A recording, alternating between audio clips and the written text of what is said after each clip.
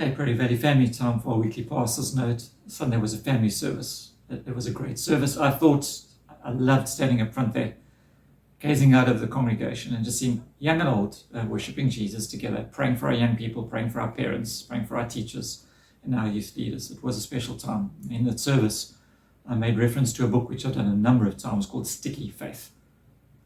Powell and Clark are the authors.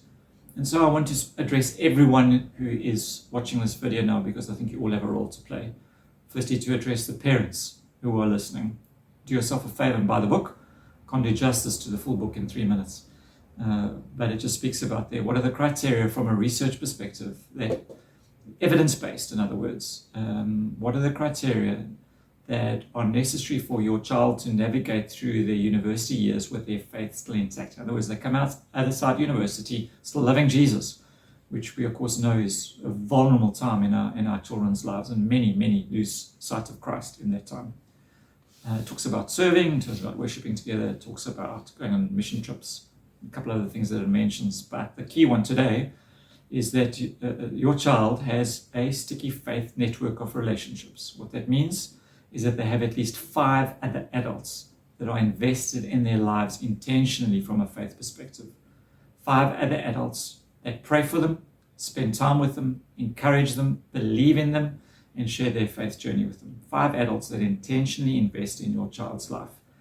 I'm challenging you to come up with a list of 5 people that you approach and say, I'm looking to you to intentionally invest your faith in my child's life. That it's an agreement that you have with them. So that's the parents. For the rest of us who are watching this video who might not be parents anymore, or children out of the home, you also have a role to play, because you get to be one of the 5.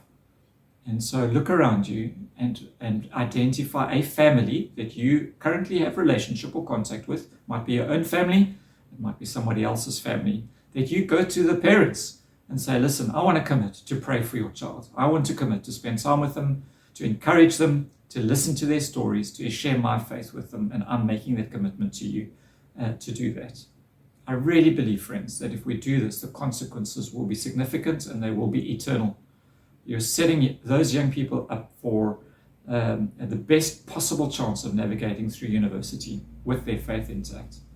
Huge. Coming out of university and then, of course, choosing a life partner probably, who loves the Lord, and then raising kids who love the Lord. And so this has generational consequences. I don't think I'm overstating the point of how important this model is for discipleship, which of course discipleship we speak about all the time.